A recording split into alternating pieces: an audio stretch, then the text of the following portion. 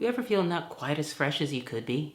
Hello everybody and welcome back to my channel. You might notice I'm dressed a little differently today and have a slightly different hairstyle. Well, that's because today I am going to do another in my series of trans girl tries. Although after today, it's probably just as valid to call a trans girl sticks things in her vagina. Now you might be asking yourself at this point, what exactly is that crazy trans woman gonna try? Well, I'm gonna try a product that women have been using for many years. And that product is douche. Now at this point, a lot of you may be saying, no, Maya, that stuff is terrible for you. And you'd be telling me the same thing my cisgender female friends told me when I told them the idea for my video this week. Well, all of them except Ariel, because I think she just wants to see me do it. So a few things to put your mind at ease. I'm only gonna do this once. And God knows if I end up getting a yeast infection from all this, I'll probably really regret that one time. The second thing is, believe it or not, I actually do a little research into these things before I try them. And I did do quite a bit of research into this because it was always been a nagging question for me as a transgender woman. Because the fact of the matter is, the transgender neo-vagina is significantly different than the cisgender natal vagina. And I found out a few things. The cisgender natal vagina, the one that biological women are born with, has a naturally lower pH level than the vaginas of transgender women. Now, what does that mean? That means it's slightly more acidic. That makes it a little more inhospitable to bacteria and other nasty bugs that might grow in there. And yes, douching can kind of screw up that entire pH level and perhaps even encourage some of those bad bacteria to grow. Cisgender women also have a natural cleansing mechanism in their vaginas, which means they don't really need douche. Their vaginas clean themselves, at least if they leave them alone. Now, transgender women, we do have some bacterial colonies and we do have some things that help us clean ourselves. I did find one study that found that the bacterial colonies of our vagina essentially have a lot of the same bacterial colonies that we find on the surface of our skin. But they also did find, I believe it's called lactobacillus, in at least one transgender woman, which apparently are the bacteria that causes the more acidic nature of vaginas. And really, it's kind of hard to make any conclusions based on one study. I also did some research into what surgeons say we should do to maintain our vaginas after our surgeries. The surgeons who were a bit older in the field suggested douching, both in the early stages of our post-operative care when we're dilating a lot and using a lot of lube that can get caught up all up in there, and also even later on, after a year when we're not dilating very often, as little as once a week. But then I started looking at some of the more current surgeons. Dr. Broussard up in Canada basically says that you should douche only right after surgery. And he states that was mostly to keep the post-operative site clean. But after a certain amount of time, transgender women should stop douching. And of course, early on, I had this question about myself too, so I did contact my surgeon's office, Dr. Marcy Bowers. And her office also did not recommend douching for the same reason. So for transgender women, the story is not so clear. Some yes, some no. Never having douched ever in the 5 years after I've had my surgery, I've never really noticed like a bad smell coming from myself. And that really is one of the best indicators. You need to know what you smell like. And if you notice a change in that smell and perhaps that smell isn't all that great, maybe you should think about going to see a doctor, because there could be a health reason why that's going on. Another is maybe you should check your hygiene habits. A little mild soap and water probably wouldn't be a bad idea. And really learning to take care of ourselves and our new feminine hygiene is one of the things that takes a while after we've had surgery. We need to learn what works best for us. And I'm pretty happy with the way I am, and I've never gotten any complaints from anybody who's been down there up close and personal. And much as I would like to have a partner to take a sniff test,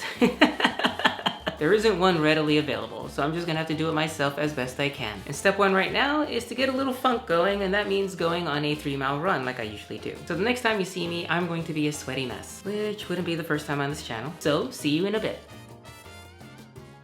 I am back from my run, and I am feeling not so fresh, so mission accomplished. Now, just before I went on my run, I actually sent a message out to all of you and my Facebook friends asking if you use douche. And wow, did I get a lot of replies very quickly. You have some pretty strong feelings on the subject. Predictably, all the cisgender women out there basically said, do not douche. It's really bad for you. It messes up your pH balance, kills off the good bacteria, all the things we've always read and heard, and which are true. Now, as for the transgender women who replied, a few of you did report that you do use douche.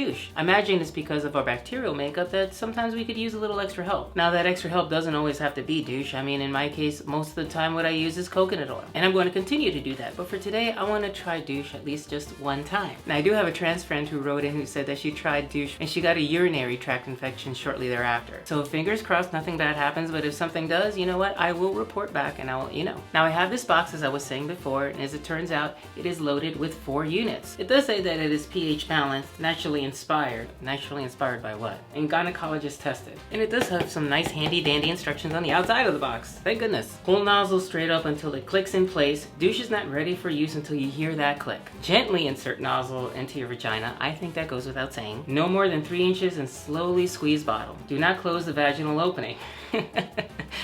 Don't clench down on it. Douching solution should flow freely out of vagina. Use while sitting on the toilet? Check. Nothing left to do but actually try. And look, yeah, there are 4 bottles and they're pre-filled, which I don't know why I didn't expect that. Okay, so it says hold on here and pull until your click. I immediately have made a mess of this. Ew. Okay, so now I'm gonna insert this no more than 3 inches into myself, which is like, actually quite a lot. 3 inches is like that much. A little more challenging than I thought it was gonna be. Ah, okay. Whew. Took a little while to find the trick to get it in me. Here we go. Doesn't burn or anything. A friend who said she used to do this all the time said it used to burn, which is never a good thing. Okay, I think I got it all out. Mostly. A little odor test. Sorry about this. I mean, it smells like the solution now, which is fresh scent, whatever that is. I do feel a little kind of strange down there. I don't know, it's kind of hard to describe. I guess because the water's kind of cold, I just feel like a lot of coolness up inside me. A little bit of that feeling like you get right after you've used Listerine, that kind of, I don't know, I guess you'd call it medicinally kind of clean feeling, and it just kind of feels weird up in there now. One of the things that made me curious about this was that when I was a kid, when I would go to our family bathroom, we only had one bathroom in our house, and there was a little plastic cabinet full of like all kinds of toiletries right next to the toilet. There was something that looked a lot like this. In fact, it was almost exactly like this, and I would pick it up and I would look at it and I would wonder what it was used for. It wasn't until later that I realized what it was. So in a way, this is kind of coming full circle in my life. I'm gonna keep the rest of these. I'm gonna keep them in my cabinet here. I don't really plan to use them at all, especially if a little bit later on I catch anything. But from all the reading I've done, sometimes trans women do have a need to douche, and the key is to douche safely, so I'll probably never use this solution again. If I do anything, it'd be a little gentle soap and water, or maybe even just water. As a transgender woman, we sometimes have to take a few extra steps, but it's not a big deal. So on that note, like, share, and subscribe, and see you around the interwebs. Don't be ashamed, darling, don't be ashamed. You still here? What are you doing? It's over. Go on.